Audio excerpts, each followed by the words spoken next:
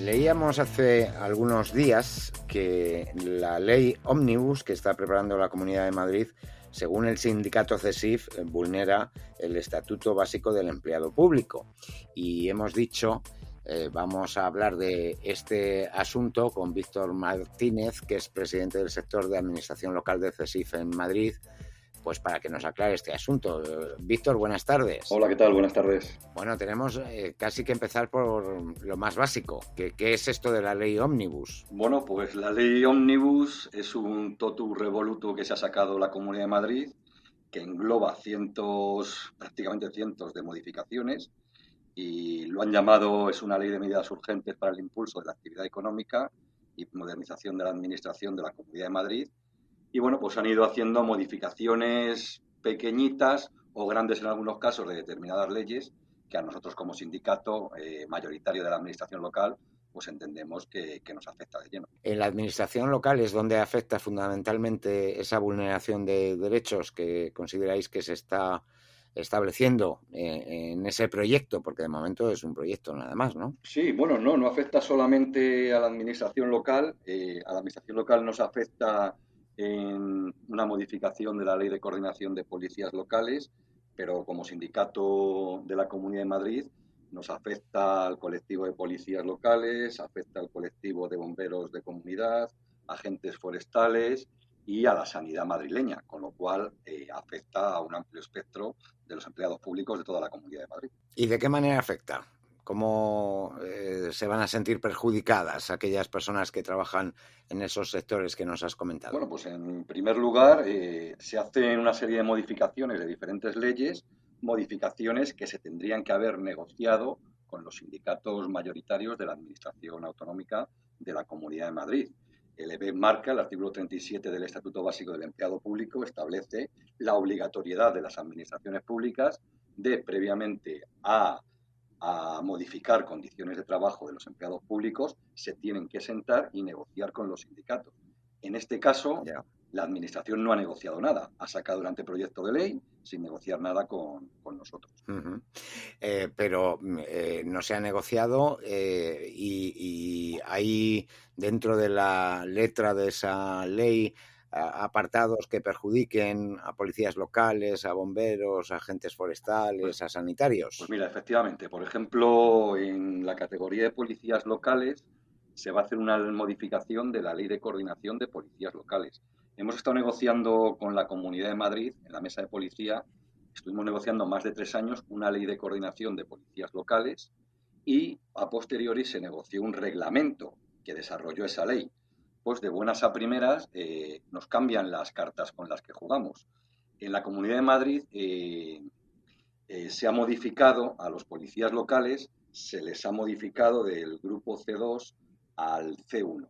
¿Vale? La ley lo que establece es que de manera automática y teniendo la titulación, los policías locales de la Comunidad de Madrid, como ya ocurre prácticamente en todas las comunidades autónomas, pasan automáticamente teniendo la titulación del C2 al C1. Durante estos 2 años se ha estado haciendo prácticamente en muchos ayuntamientos de la Comunidad de Madrid, pero con este anteproyecto esto se corta y nos obligan, de ser un paso automático, a tener que pasar nuevamente una fase de concurso oposición. ¿Qué va a ocurrir? Que hay policías de muchos ayuntamientos que ya están reclasificados y los ayuntamientos no han sido previsores y no lo han hecho rápidamente, pues se van a encontrar que esos policías no se van a poder reclasificar automáticamente y van a tener que realizar nuevamente una fase de concurso oposición. Víctor, para explicar, vamos por partes, sí, porque es bueno que, sobre todo a personas que no trabajan para la administración, les expliquemos bien el asunto. Al pasar de C2 a C1, les piden una titulación que, si no me equivoco, es bachillerato, ¿no? Exacto. Los policías que reúnan el requisito de titulación iban a poder reclasificar automáticamente si tenían el bachillerato. Y eso tiene otra consecuencia, y es que cobran un poquito más. Efectivamente, pero bueno, la diferencia retributiva tampoco iba a ser muy grande. Bueno, pero sí. Pero bueno, pero la hay. La hay, lógicamente.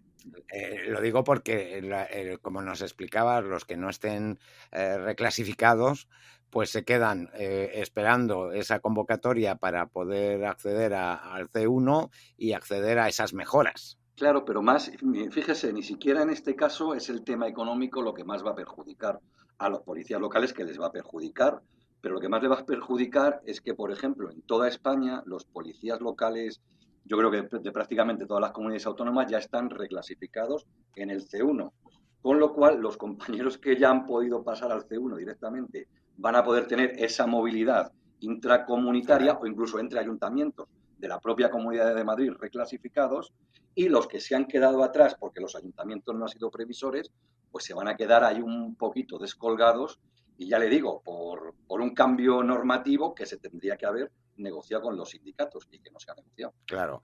Y luego también no estáis contentos con la creación de la Agencia de Contratación Sanitaria. Claro, efectivamente, en materia de sanidad tenemos dos puntos que afectan de lleno a los empleados públicos. En primer lugar, se crean unas nuevas categorías estatutarias del Servicio Madrileño de Salud, como técnico superior en documentación sanitaria, técnico de emergencias sanitarias, que no se aplica, sin embargo, a esas categorías el EBEP.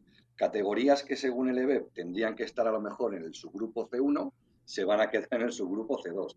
Categorías que, según el EBEP, tendrían que estar en el grupo A1, las dejan en el grupo A2 y no sabemos por qué. Y ya le digo, sin negociar con los sindicatos. Y sobre todo, y efectivamente, se crea una agencia de contratación sanitaria en la cual, según el anteproyecto, va a poder tener la forma de sociedad mercantil, cuando nosotros entendemos que esta función solo puede ser realizada por órganos o entidades de derecho público. ¿Por qué? Porque Ya, nosotros, como sindicato mayoritario de la administración pública, somos fervientes defensores de lo público. No queremos que ya. empresas privadas tengan el control de la contratación sanitaria. Creemos que la Comunidad de Madrid tiene organismos suficientes para llevar esta contratación sanitaria y no hay ni que externalizarlo ni privatizarlo, porque eso puede dar lugar a la picaresca de siempre y, por lo tanto, estamos frontalmente en contra de esta agencia de contratación sanitaria. O sea, esta agencia de contratación se dedicaría a cubrir las necesidades de personal que tuvieran los hospitales, la atención primaria en el mundo sanitario de nuestra comunidad. Bueno, contratación de todo tipo, incluso contratación de compra de mascarillas, compra de hidrogeles, compra de batas para el personal sanitario. Va a ser una agencia que va a controlar toda la contratación sanitaria en general, no solo la en Ya. materia de personal, con lo que Ujú. ello conlleva, lógicamente. Estamos ya mezclando tema público con privado, que si lo público está mejor controlado, si la compra se hace con un control público, mejor que una empresa privada que se crea al efecto. Por eso le decimos que Ya. la propia Comunidad de Madrid, la Consejería de Sanidad, tiene medios suficientes para contratar sin tener que crear una agencia con estatutos de sociedad mercantil, que entendemos que lo que va a ser es una privatización de estas Ya. contrataciones. Una palabra. Y con respecto a los bomberos y los agentes forestales, ¿de qué manera les Bueno, afecta? pues a los compañeros, por ejemplo, a los compañeros de agentes forestales llevan años y años reclamando un reglamento que desarrolle su actividad. De golpe y porrazo, pues les pasa un poco como a los policías. Les cambian la escala, les cambian las categorías de las escalas de mando, de las escalas operativas, sin negociar, lógicamente, con nosotros. Les crean un régimen disciplinario copiado del Cuerpo Nacional de Policía, pero sin un reglamento como el que tiene el Cuerpo Nacional de Policía.